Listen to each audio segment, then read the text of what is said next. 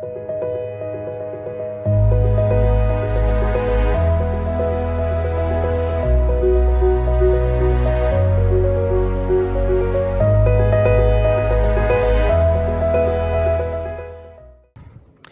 gracias a Dios, hermanos, estamos ya en la hora 12 de nuestro Instituto Bíblico con Hechos del Espíritu Santo. El tema es el tercer viaje misionero de Pablo. La tarea en este caso es datos sobresalientes de los capítulos 13 al 20 del libro de los Hechos. Aunque estamos viendo nada más el tercer viaje, la tarea no nada más es para ese viaje, sino todos los datos que ustedes ven de los capítulos 13 al 20 de Hechos pueden apuntarlos para su tarea. Evangelismo, persecución, eventos, personajes, lo que usted quiera ver, nada más para recordarnos cómo estos eventos tan específicos en Hechos nos dan la pauta como iglesia. Ahí tenemos la base de lo que hacemos, la predicación, del evangelismo, los conflictos que también se dan. En esta ocasión tenemos el mapa donde están los 3 viajes misioneros de Pablo. Recordamos que el primer viaje fue de 8 ciudades. Las 8 ciudades empieza en Antioquía y nada más por Asia. Lo que hoy es Turquía, ¿no? Realmente lo que fue Constantinopla en algún tiempo, que incluso actualmente es un lugar muy bello, ¿no? Ahí estaban las 7 iglesias de Apocalipsis y estaban varias de las iglesias que fundó Pablo en el viaje con Asia. El segundo viaje es Asia y Europa. Ya tenemos Macedonia, tenemos Grecia, tenemos otras ciudades, islas y ciudades que hacen el segundo viaje misionero, que vimos la semana pasada. El tercer viaje misionero realmente es igual que el segundo, parte de Asia y parte de Europa, pero se visitan otros puntos y el apóstol Pablo establece obra en esos lugares. El viaje a Roma, recordamos que empieza en Jerusalén y hay un naufragio. Por eso tenemos ese viaje, en vez de ser muy directo hacia Roma, tenemos esa como desviación allí, ¿no? Porque estuvieron naufragando muchos días hasta que llegan a Roma, los rescatan en algunas islas y finalmente Pablo llega a Roma para ser juzgado por predicar el Evangelio. Vamos a ver entonces ahora el tema de Pablo en Éfeso. Tenemos un alboroto en Éfeso. Dice ahí 19:1 de Hechos: aconteció que entre tanto que Apolos estaba en Corinto, Pablo, después de recorrer las regiones superiores, vino a Éfeso y hallando a ciertos discípulos les dijo: ¿recibisteis el Espíritu Santo cuando creísteis? Ellos dijeron: ni siquiera hemos oído si hay Espíritu Santo. Esto es doctrina. Entonces dijo: ¿en qué pues fuisteis bautizados? Ellos dijeron: en el bautismo de Juan. Dijo Pablo: Juan bautizó con bautismo de arrepentimiento, diciendo al pueblo que creyesen en aquel que vendría después de él, esto es Jesús el Cristo. Cuando oyeron esto, fueron bautizados en el nombre del Señor Jesús. Y habiéndoles impuesto Pablo las manos, vino sobre ellos el Espíritu Santo, y hablaban en lenguas y profetizaban. Eran por todos unos 12 hombres. Y entrando Pablo en la sinagoga, habló con denuedo por espacio de 3 meses, discutiendo y persuadiendo acerca del reino de Dios. Ahí pusimos la clave: esfuerzo.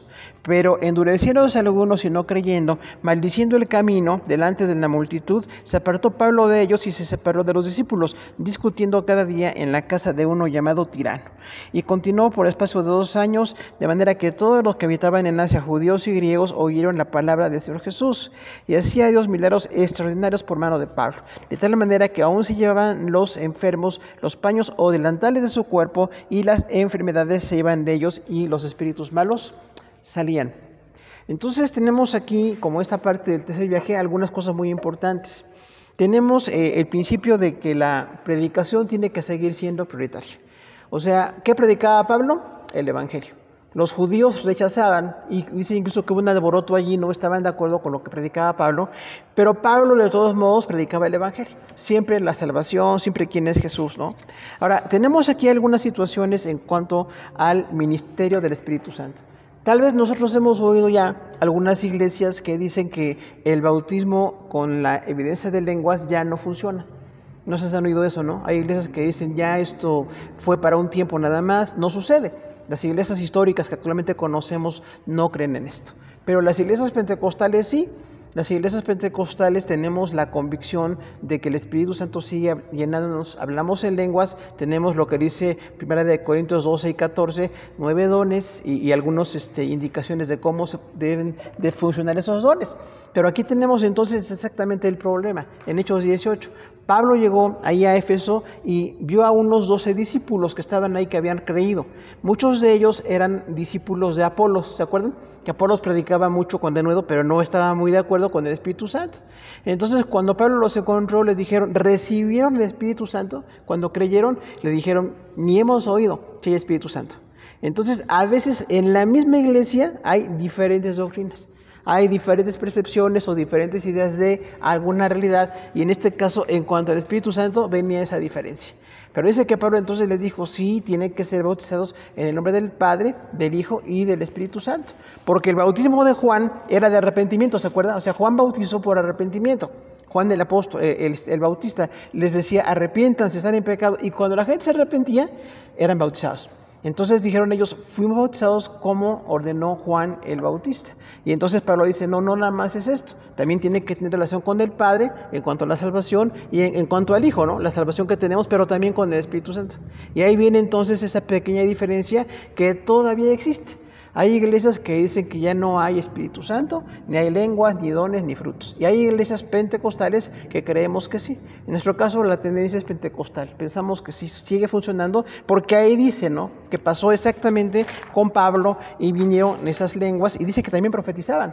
O sea que los dones del Espíritu, profecía, interpretación de lenguas, los milagros que suceden, seguimos creyendo que suceden. Porque también tenemos ahí diferentes ministerios, ¿no? No sé cuántos hemos visto hermanos que tienen un ministerio de evangelistas y oran mucho por los enfermos, y los enfermos son sanados.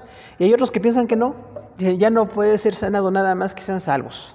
Entonces tenemos igual desde Hechos la diferente postura, una del Espíritu Santo que sigue funcionando y otra de que ya no. Entonces tenemos ahí que corregir en cuanto a esta situación, ¿no? Pero también tenemos que hay una situación de persecución. Los judíos no estaban de acuerdo con la predicación del apóstol Pablo.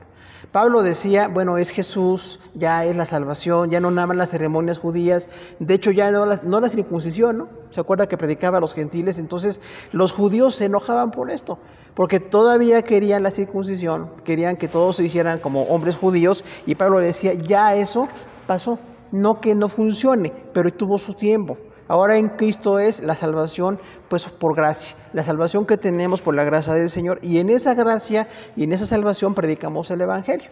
Pero los judíos estaban muy enojados con esto y fueron los que instigaron la persecución contra Pablo. Hubo persecución, hubo amenazas, hubo golpes, hubo mucha violencia. Por eso sí decimos, ¿no?, los judíos lamentablemente al haber rechazado la salvación están mal delante de Dios. Nada menos mataron al Mesías, ¿no? Y muchos todavía hoy son judaizantes, ¿no? Dicen, bueno, pues está bien lo judío, no tienes que ser cristiano, puedes ser judío. Y decimos, no, es muy distinto ser judío a ser cristiano. O sea, ellos estaban esperando al Salvador, nosotros venimos del Salvador. Entonces no somos judíos, ni tenemos que hacer nada judío, ni creer como ellos, ¿no? Respetamos su punto de vista, pero tendrían que convertirse. De que tenemos hoy algunos judíos mesiánicos, ¿no? Se han visto hermanos que dicen que son judíos y que ya son cristianos, porque están como creciendo hacia la fe cristiana. Dicen, sí, es Moisés y la ley, pero creemos en Jesús. Pero es un número muy pequeñito, ¿eh? Los judíos mesiánicos son muy poquitos porque sí están creciendo en la fe, pero todavía hay mucho, pues, la referencia a lo que fue el Antiguo Testamento. Entonces tenemos esa diferencia doctrinal. Por eso decimos, no toda persona que dice que está en Dios o que predica la palabra de Dios, pues estamos de acuerdo con ella. Quisiéramos que fuera así, pero no estamos siempre de acuerdo con todo esto. Ahora, dice entonces que Pablo se quedó ahí en Éfeso predicando un buen tiempo, pero después hubo otros problemas. Vamos al 19:23, que dice, hubo por aquel tiempo un disturbio no pequeño acerca del camino, porque un platero llamado Demetrio, que hacía de plata templecillos de Diana, daba no poca ganancia a los artífices, a los cuales, reunidos con los obreros del mismo oficio, les dijo, varones, sabéis que este oficio obtenemos nuestra riqueza, pero veis y oís que Pablo, no solamente en Éfeso, sino en toda Asia, ha apartado a muchas gentes con persuasión, diciendo que no son dioses los que se hacen con las manos, O sea, eso es la idolatría, ¿no? Y no solamente hay peligro de que nuestro negocio venga a desacreditarse, sino que también el templo de la gran diosa Diana sea estimado de nada y comienza a ser destruida la majestad de aquella a quien venera toda Asia y el mundo entero. Cuando oyeron estas cosas, se llenaron de ira, gritando y diciendo: grande es Diana de los Efesios. Y la ciudad se llenó de confusión, y aún se lanzaron al teatro, arrebatando a Gayo y Aristarco, macedonios, compañeros de Pablo. Ahí pusimos violencia. Y queriendo Pablo salir al pueblo, los discípulos no le dejaron. También algunas de las autoridades de Asia, que eran sus amigos, le enviaron recado rogándole que no se presentase en el teatro.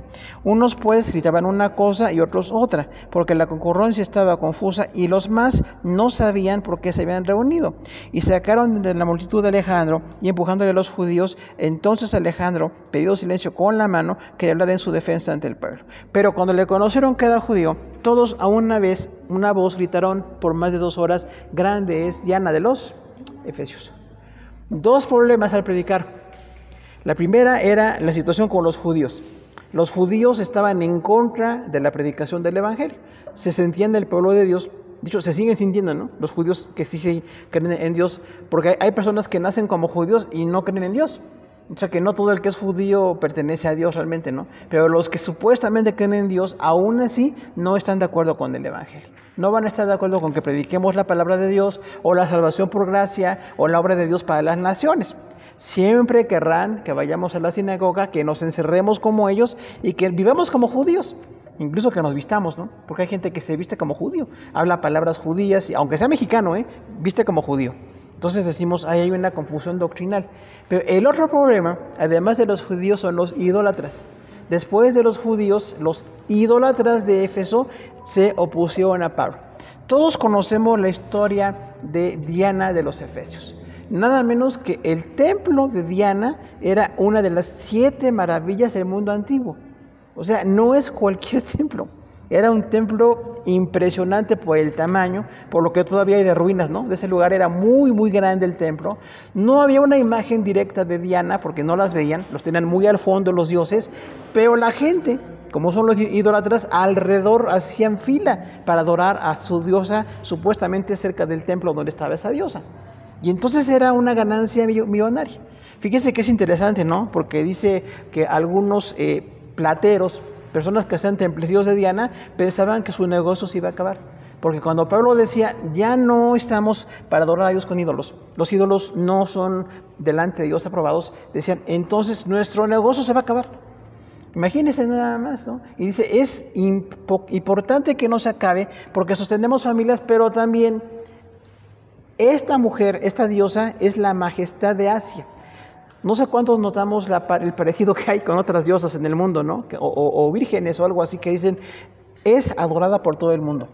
O sea, no nada más era en Éfeso, que fue una ciudad grande de miles de personas, sino en toda Asia adoraban a Diana de los Efesios. Había negocio, se vendían los templecitos, pero cuando Pablo predicaba, estas personas sentían que su negocio estaba siendo amenazado. Y pasa lo mismo el día de hoy. Los idólatras no quieren que prediquemos el evangelio. Cuando predicamos libertad, bendición, cambio en el carácter de la gente, dejar vicios, todo lo que predicamos no gusta. Y sigue causando mucho problema y sigue causando violencia incluso. De tal manera que, aunque Pablo no dijo nada, nunca dijo en contra de la diosa Diana, los seguidores de Diana pensaban que sí. Y decían, está hablando mal de la diosa y vamos a arrebatar a Pablo. Querían incluso matar a Pablo. Entonces por eso decimos, quienes predicamos el evangelio estamos expuestos a violencia. No siempre el mensaje va a ser bien recibido. Quisiéramos que la gente pues fuera sensible, que recibieran el mensaje, que estuvieran contentos con el mensaje. Pero muchas personas, lejos de estar bien con el mensaje, están enojados por el mensaje. Entonces Pablo de todos modos siguió predicando, pero hubo un alboroto tan grande que hasta dice que un escribano llegó allí y dijo, ¿qué está pasando? ¿Por qué tantas personas gritando aquí? Dice que entonces iba un hombre compañero de Pablo llamado Alejandro, y Alejandro quiso hablarle a las personas y se enojaron más porque oyeron por el acento que era judío. Y entonces decían, no queremos aquí a los judíos, aquí es de Diana de los Efesios, aquí es la idolatría y no vamos a permitir que nadie más venga a hablar en el nombre de ese Dios. Entonces, cuando hablamos de Dios, no nada más los judíos, sino ahora los idólatras también están en contra, y se hace un alboroto tan grande que hay violencia casi contra Pablo, ¿no? Dice entonces que el escribano les dijo, ¿quién es el escribano? Era parte de los servidores de Roma, parte de lo que estaban ahí sirviendo al Imperio Romano, pero no era judío, ni era religioso, ¿no? Era el que escribía las notas principalmente de lo que se hacía, algo así como un notario, y les dice, ¿qué está pasando? ¿Por qué tienen tanta violencia? Y nadie sabía contestar. Y decían, es que este Pablo viene diciendo que no son dioses los que hacen con las manos. Y viene diciendo que no podemos seguir adorando a Diana. Entonces, hermanos, hubo tal violencia que hasta el escribano les dijo, tienen que calmarse, porque Roma tenía muchas libertades. Usted sabe el Imperio Romano, ¿no? Todo lo que se dice del imperio, cosas muy buenas y cosas muy malas. Dentro de lo muy bueno es que había derecho. Lo malo es que era una imposición militar muy fuerte, ¿no? Y decía que cuando algún pueblo se hacía alguna revuelta, llegaban los soldados y mataban personas. No es algo así como una justicia muy, pues, decorosa o respetuosa, ¿no? Era una violencia que se imponía. Entonces dice el escribano, si las autoridades romanas saben lo que están haciendo aquí, el alboroto que están haciendo, puede haber muerte, pueden mandar a los soldados, ¿no? Entonces, por favor, ya no hagan esto. Y algo muy sabio dijo el escribano, si Demetrio tiene una demanda contra Pablo, audiencias se conceden, otra vez el derecho romano, ¿no? Lo que era el Senado y el gobierno de los romanos que tenían muy bien organizados, decían, si alguien quiere demandar a Pablo, demanden, pero no tienen por qué hacer escándalo ni estar aquí con esta violencia. Entonces Dios usa hasta los inconversos, ¿no? Ahí decimos, este escribano romano seguramente no era nada judío ni nada de fe, pero tenía más conciencia que los que estaban ahí en Éfeso con tanta violencia. Después tenemos una ida de Pablo hacia Macedonia y Grecia. Dice aquí que en Macedonia y Grecia, ahí lo tenemos en naranja, en verde, arriba de Grecia, exactamente está Macedonia. Todavía no, ese es un país. Y ahí en Macedonia hay otro tipo de situaciones muy difíciles. Ya vamos a Hechos 20, del 1 al 6. Dice, después que cesó el alboroto, llama Pablo a los discípulos y habiéndoles exhortado y abrazado, se despidió y salió para ir a Macedonia. Después de recorrer aquellas regiones y de exhortarles en abundancia de palabras, llegó a Grecia. Ese es el ministerio de Pablo. Después de haber estado allí 3 meses y siéndole puestas acechanzas por los judíos para que cuando se embarcase para Siria, tomó la decisión de volver por Macedonia, y le acompañaron hasta Asia Sópater de Berea, Aristarco y Segundo de Tesalónica, Gayo de Derbe y Timoteo, y de Asia Tíquico y Trófimo. Estos, habiéndose adelantado, nos esperaron en Troas. Y nosotros, pasados los días de los panes sin levadura, navegamos en Filipos, y en 5 días estuvimos con ellos en Troas, donde nos quedamos 7 días. Algo muy importante aquí, ¿por qué dice partimos para ir de Macedonia? ¿Por qué no dice Pablo salió de Macedonia? Dice partimos, porque Lucas va con Pablo, ¿se acuerda? Que era un médico griego y es parte importante en el ministerio de Pablo. No siempre estuvo con Pablo, pero cuando estuvo con Pablo, ahí dice, estuvimos y fuimos y llegamos. Era muy importante su narrativa, porque es el escritor, nada menos que del Evangelio de Lucas y del libro de los Hechos. Y cuando dice, navegamos y partimos y salimos, habla de primera mano, o sea, vio el ministerio que estaba desarrollándose ahí. ¿Qué pasa ahí entonces? Por Macedonia y Grecia otra vez son ciudades europeas. Y en Europa había otra perspectiva de la idolatría y de las situaciones que tuvo que enfrentar Pablo, ¿no? Pero dice que no les gustó otra vez a algunas personas el mensaje. Otra vez decimos, el mensaje del Evangelio no tiene por qué gustar. Porque hoy que la sociedad piensa que todo tiene que gustarnos, que todo tiene que ser agradable, todo tiene que ser más o menos pues aceptable a nuestro corazón. Y estamos equivocados. El Evangelio real causa un problema porque llega a partir, como dice la palabra, el alma y las coyunturas, ¿no? O sea, habla del pecado, del cambio, de la salvación. Y Pablo, hablando así, hizo que las personas se molestaran. No estaban de acuerdo con una predicación tan directa del Evangelio. Y entonces en Macedonia empieza a ver el Evangelio otra vez y otra vez Pablo predicando y discutiendo. Iba a las sinagogas, predicaba el Evangelio, pero dice que entonces hubo otra vez un peligro contra Pablo. Le fueron puestas acechanzas a Pablo para que cuando fuera a Siria, se acuerda ahí muy arriba de lo que es Jerusalén en amarillo, ahí está todavía Siria. De hecho, ahorita tenemos problema con sirios y judíos, ¿no? Nada menos. Entonces, ahí en esos lugares donde Pablo pensaba pasar, lo querían matar. Entonces, hermanos, el que predica el Evangelio puede estar en peligro, porque las personas pensamos que es muy lindo, ¿no? El Evangelio, el ministerio, que estemos en Cristo, qué bueno, que haya salvación, pero a las personas que no están de acuerdo con el Evangelio nos pueden poner acechanzas. Y dice ahí que entonces se dieron cuenta que querían matar a Pablo.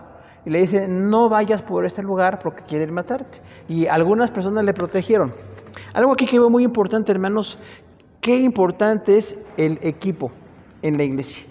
Porque no nada más era el gran evangelista Pablo, teólogo y misionero y todos los atributos que tiene, sino que tenía un equipo muy importante. Personas que lo apoyaban y que estaban con él en el ministerio. Y dice que hay 7 personas ahí que lo acompañan porque estaba en peligro su vida. Nada menos lo querer matar. Pero dice que además de acompañarlo, estaban ministrando y viendo el ministerio. Entonces es importantísimo que siempre tengamos un equipo de gente en las cosas de Dios.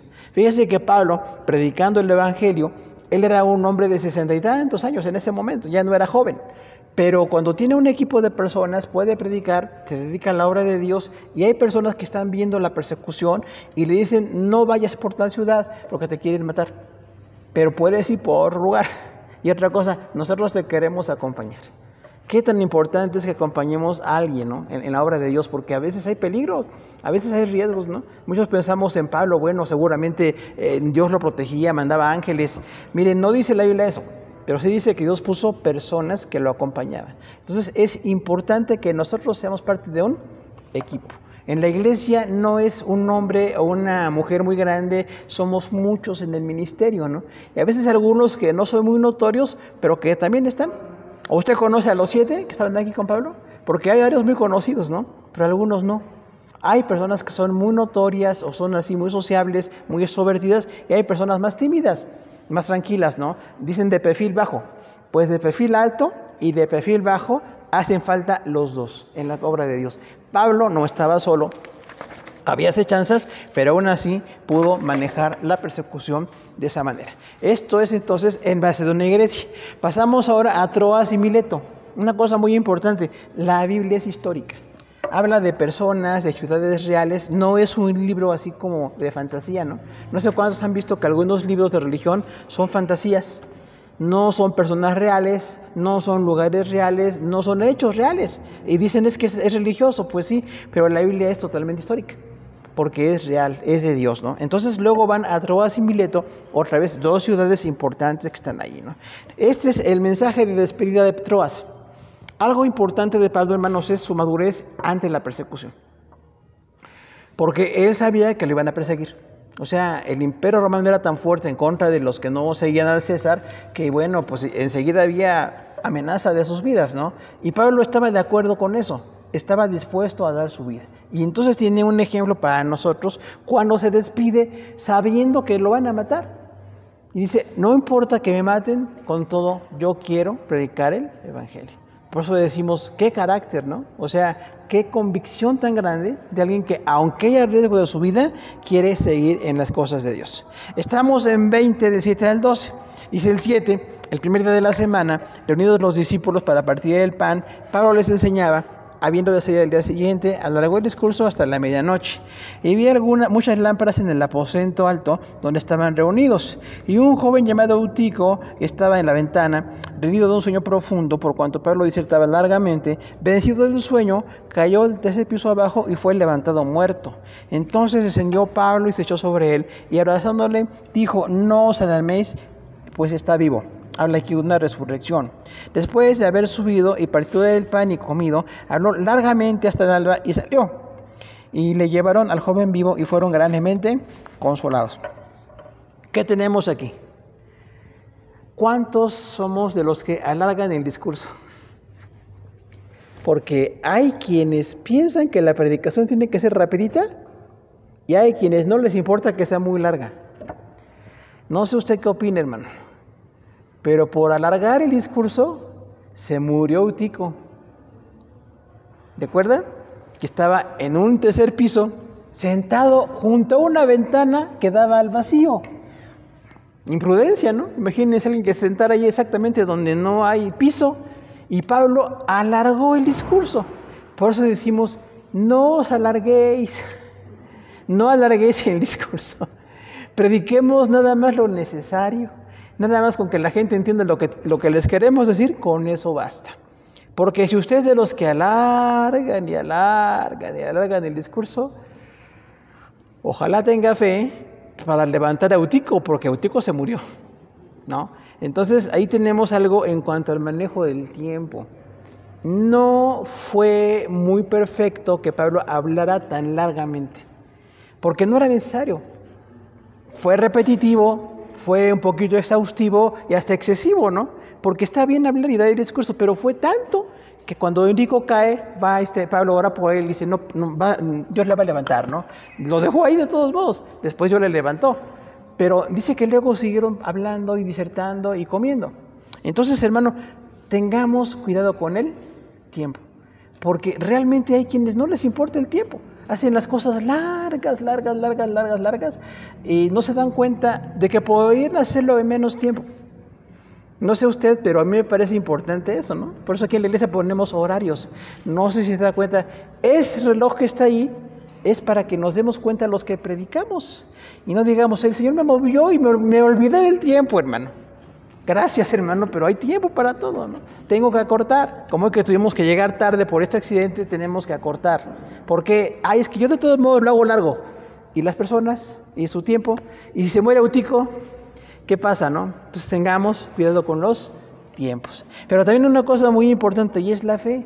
Porque Dios levantó de la muerte a este joven, fue levantado, porque dice, cuando Pablo hasta en la madrugada siguió predicando, les entregó a Eutico vivo. O sea, Dios hace milagros, pero no creo que porque la gente alarga el discurso. Yo creo que Dios hace milagros porque es bueno, pero tengamos cuidado con el tiempo. Por eso siempre decimos, ¿de cuánto tiempo dispongo?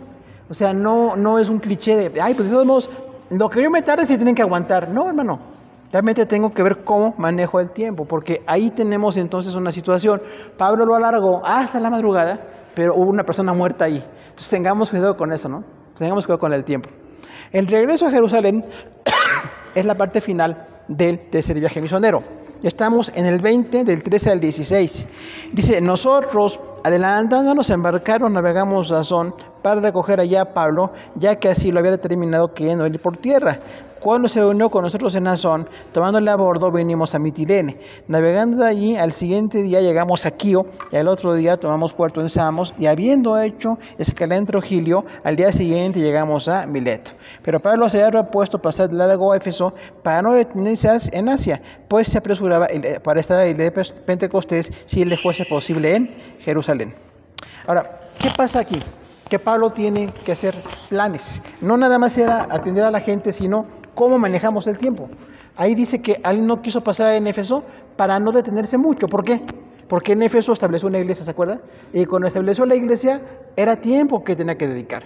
Y dice que él quería estar el día de Pentecostés en Jerusalén. Esta cosa es importante, hermano, porque Dios iba a usar a Pablo en el día de Pentecostés para que lo apresaran. Fue exactamente unos días después del día de Pentecostés en Jerusalén cuando los judíos apresaron a Pablo. Y cuando lo acusaron, ¿no?, de meter extranjeros al templo, y hubo mucha violencia contra Pablo. Pero ahí tenemos entonces cómo, al ser tan específica la Biblia en lo histórico, en lo geográfico también, nos da una idea de lo que estaba pasando. Pablo estaba en riesgo de morir, pero sin embargo, a pesar de que estaba en riesgo de morir, él aguantó y fue hacia Jerusalén.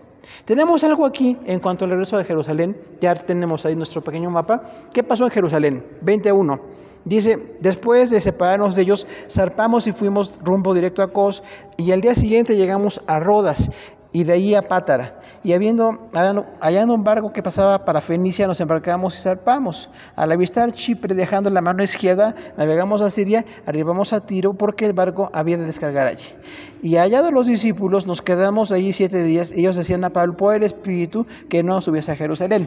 Cumplidos aquellos días, salimos, acompañándonos todos con sus mujeres e hijos, hasta fuera de la ciudad. Y puestos de rodillas en la playa oramos. Y abrazándonos los unos a los otros, subimos al barco. Ellos se volvieron a sus casas, y nosotros completamente a la negación, saliendo de Tiro y arribando a Tolemaida, y habiendo llegado con los hermanos, nos quedamos con ellos un día. Al otro día Pablo y los que con él estábamos fuimos a Cesarea, y entrando en la casa de Felipe el evangelista, que era uno de los 7, posamos con él. Este tenía 4 hijas doncellas que profetizaban, y permaneciendo allí algunos días, descendió de Judea un profeta llamado Agabo, quien viniendo a vernos tomó el cinto de Pablo y atándose los pies y las manos dijo: esto dice el Espíritu Santo, así dirán los judíos en Jerusalén al varón de quien es este cinto, y le entregarán en manos de los gentiles. ¿Qué pasa aquí cuando el Espíritu Santo da un mensaje y algunos entienden una cosa y otros entienden otra? Pues que sigue pasando exactamente lo mismo. Pablo estaba decidido a ir a Jerusalén, tenía ya en su espíritu la convicción de llegar a Roma incluso a predicar el Evangelio. No era fácil, porque el emperador era Nerón, un loco maníaco horrible, ¿no? Y Pablo quería ir a Roma a predicar el Evangelio. Y ahí dice que entonces algunos hermanos le decían a Pablo por el Espíritu: en Jerusalén te van a apresar. ¿Era cierto o no era cierto? Era cierto. Pero los hermanos pensaban que Pablo no fuera a Jerusalén. Dice, los mismos que tenían los mensajes del Espíritu Santo tenían la idea de que Pablo no fuera a Jerusalén. Y le decían: hermano, no subas a Jerusalén porque te van a apresar. Entonces ahí tenemos que aprender mucho del Espíritu Santo. Nos habla, nos da mensajes claros y ciertos, pero no siempre quiere decir que se haga una cosa o que se haga otra. En este caso los hermanos pensaban que Pablo no fuera a Jerusalén, y Pablo dijo: sí voy a ir a Jerusalén. Y hasta dice que había un Agabo. Este Agabo que tenemos aquí aparece 2 veces en Hechos. Es un profeta en el tiempo de Pablo ahí en Jerusalén, y dice que tomó el cinto de Pablo, recuerda parte de la ropa de Pablo, y dijo: al hombre de quien es este cinto lo van a atar así en Jerusalén. Otra vez le está confirmando que lo van a atar en Jerusalén, pero Pablo no por esto dejó de ir a Jerusalén. O sea, aunque la gente entienda algo o crea que entiende algo, los que estamos convencidos somos nosotros. Porque de otra manera Pablo hubiera dicho: está bien, no voy a Jerusalén. Entonces, hay un punto en que dice Pablo: hermanos, no me aflijan el alma diciéndome que no vaya a Jerusalén, porque voy a ir. Entonces ahí tenemos varias enseñanzas del Espíritu Santo. Sí nos habla, da mensajes claros, pero la convicción de la palabra y lo que queremos hacer no nos tiene que mover nada de esto, que alguien nos diga una cosa, nos diga otra. No sé cuántos nos han dicho cosas de Dios o del Espíritu Santo y la gente entiende a su manera. A lo mejor tienen buena intención, como en este caso los hermanos Agabo y los demás hermanos le decían a Pablo: no vayas a Jerusalén. ¿Pero qué hizo Pablo? Se fue a Jerusalén. Por eso también aprendemos ahí una cosa: aunque alguien diga algo, no por eso me voy a mover. Si yo tengo la idea de predicar el Evangelio, o tengo la idea de estar en Cristo, o la idea que sea de las cosas de Dios, no porque alguien me diga algo, lo voy a mover. Porque ahorita tenemos algo peligroso. Se llama movimiento apostólico y profético. O sea, suena bonito, ¿no? Porque decimos movimiento apostólico y profético, debe estar muy bueno. El asunto es que son hermanos que piensan que por el Espíritu Santo pueden decirle a los demás qué hacer o qué no hacer. Y entonces hay hermanos en las iglesias que porque el profeta dijo que haga algo, lo hace. O que porque el profeta no dijo que haga algo, no lo hace. Y ahí tenemos una confusión. El Espíritu Santo y los dones que tenemos ahí son para edificación, exhortación y consolación, pero para ninguna cosa más. Porque si alguien me dice que porque hay un mensaje de Dios me cambie de ciudad o me case con alguien o no sé qué cosa haga, ¿qué está pasando ahí? Estamos cayendo en un error en cuanto a la interpretación. Yo conocí una compañera de la preparatoria hace muchísimos años que en su iglesia pasó eso, que un profeta llegó y le dijo a ella con quién tenía que casarse. ¿Y qué pasó? Se divorció rapidito, con fracasos, dolor y llanto y muchas cosas. O sea, no porque alguien diga que es profeta o apóstol, yo voy a hacer una cosa o voy a dejar de hacerla. Porque es Dios quien me da la convicción. Y más bien es mi necesidad, mi decisión, la palabra de Dios y otras cosas que ya tengo aquí escritas, como a Pablo, que aunque le dieron profecías, no por eso dejó de ir a Jerusalén. O sea, usted siga haciendo su trabajo, no se case, no se divorcie, no de dinero porque un profeta le diga, porque esto sigue sucediendo. No tenemos idea cuánto el día de hoy, porque hermano, abunda esto. Y son personas que hasta piensan que está muy bien, ¿no? Porque recuerda, es un movimiento apostólico y profético. O sea, son muchas personas que piensan que de esa manera sirven a Dios. Es que ya dijo el profeta, es que ya dijo el apóstol, y como él dijo, viene, es de Dios. No, hermano. Si Dios le dijo al profeta, que me diga también a mí. O por lo menos, si permiten las molestias, consulte a sus pastores, ¿verdad? Porque, hermanos, hay gente que no consulta. Piensa lo que le digan, se lo cree y hace cosas o deja de hacer cosas, y entonces nos metemos en muchos problemas. Entonces, la lección aquí en Jerusalén es, aunque haya profecías y haya eventos, no por eso voy a cambiar mi convicción en las cosas de Dios. ¿Terminamos, hermanos? Yo creo que sí terminamos, ¿verdad? Agradecemos a todos por esto y bueno, pues termina la lección 12.